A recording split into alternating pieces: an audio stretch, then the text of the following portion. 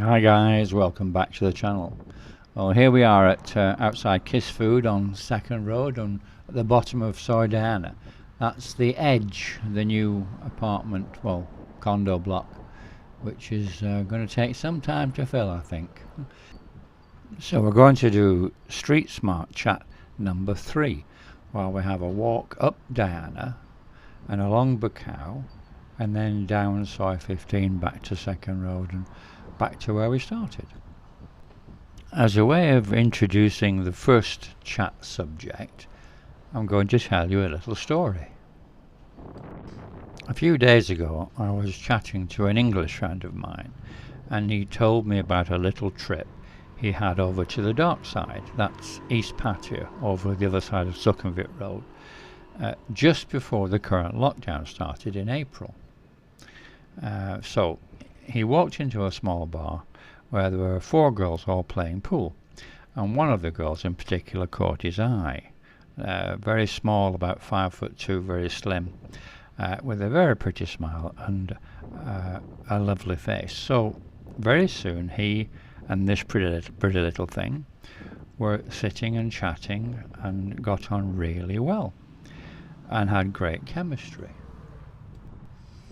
So my friend decided to pay the bar fine, and off they went together back to my friend's condo.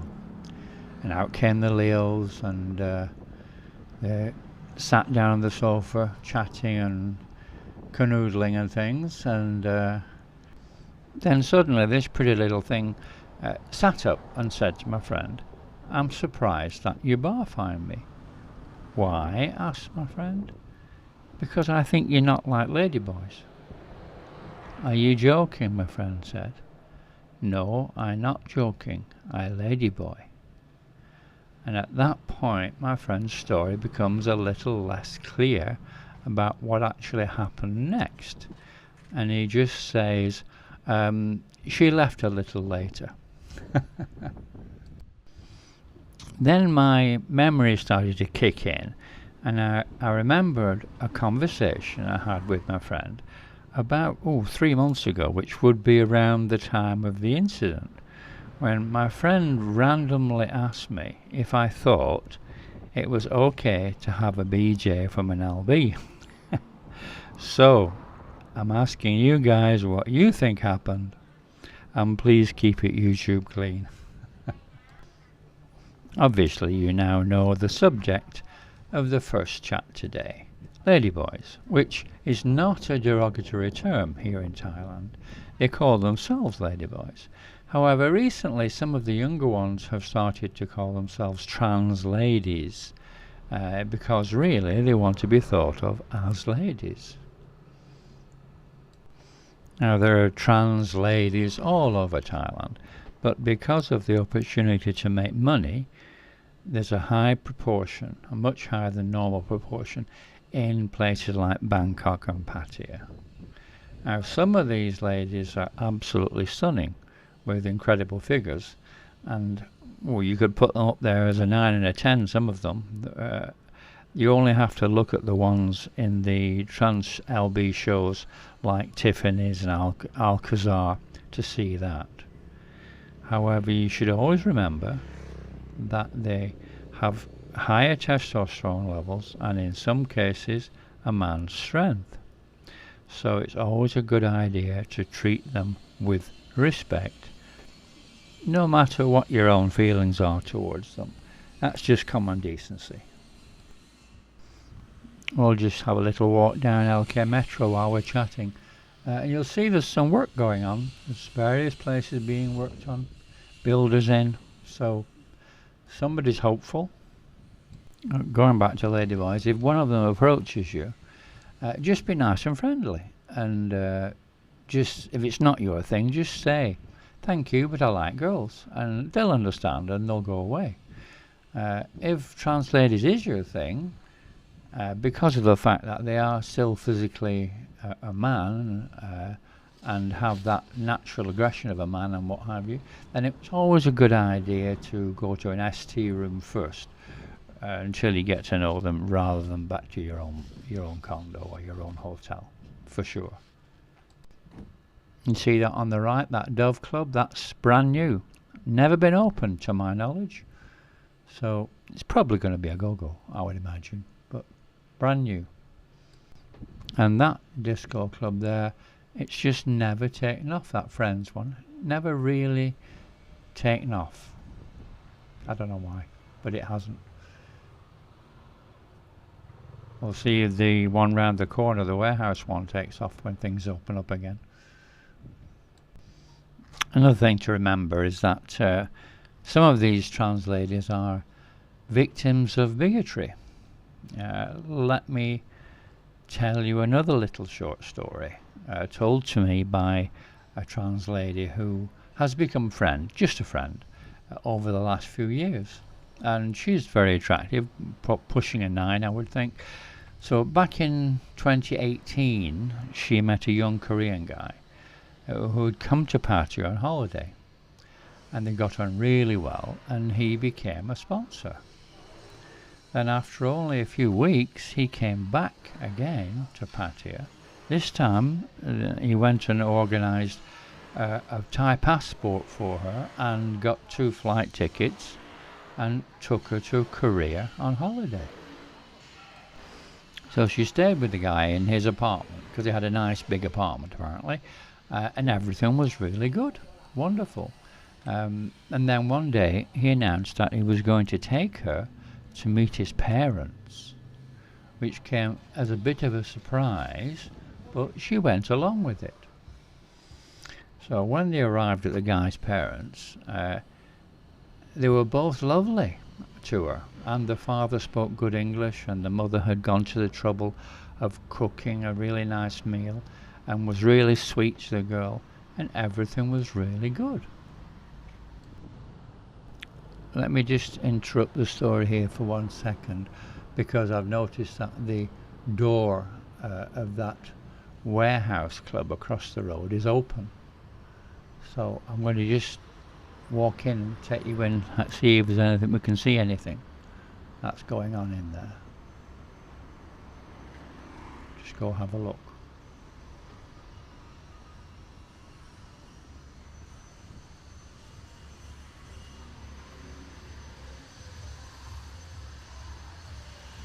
It's quite big.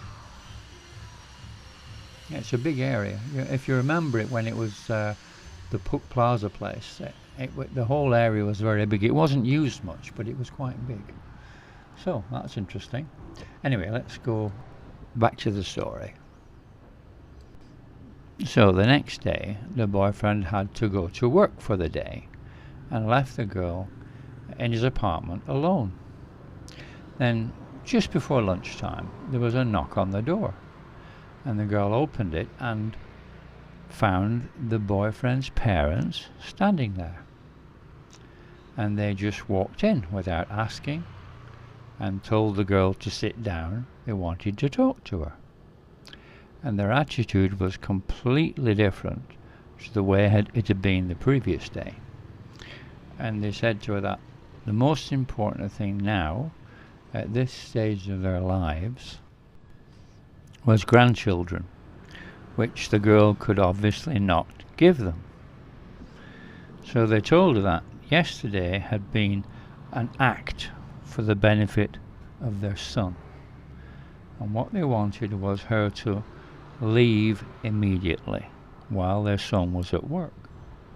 Things would get very nasty, and to help her make up her mind, the father, who put his hand in his pocket and pulled out the equivalent of 1 million Thai baht in Korean money, that's about 30,000 US dollars, and put it on the table, the cash, right in front of her, and said, I want your telephone and your SIM card, and you never contact my son again.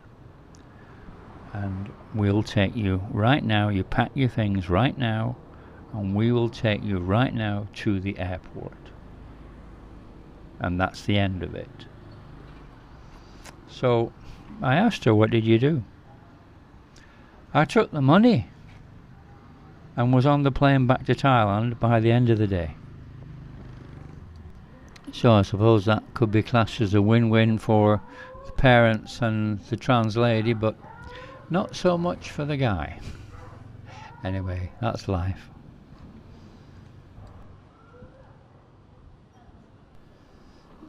So while we're just having a walk down here, let's have a look at the rates, the current rates, because they're quite good.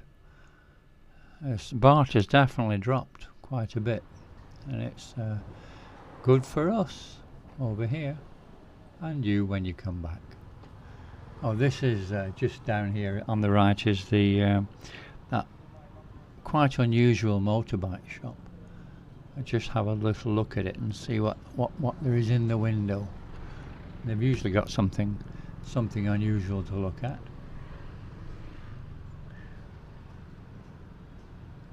As I said in a previous video, that's where I bought a Predator helmet. Well, I didn't buy a Predator helmet, but I tried one on. Let's put it that way. What's we got there? Oh, look at that.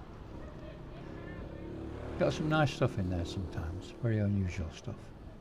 Right, we'll continue down here and we'll just turn right down Soi Boomerang, walk around there and then go down onto Soi 15. And we'll get into the next subject, which is freelancers. The second subject for today.